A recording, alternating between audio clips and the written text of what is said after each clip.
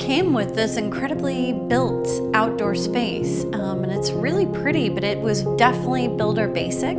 But the great thing about the space is that you can choose to lay out under the stars on a daybed and watch Netflix.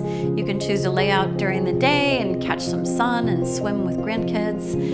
You can choose to watch TV in the kitchen lounge area, sit by a fire.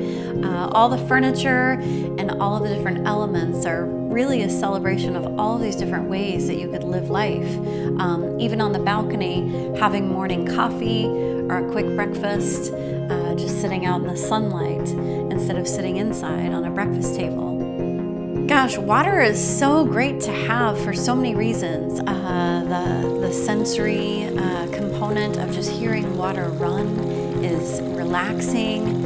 It binds you with nature. It's just such a great feature to have indoor and outdoor.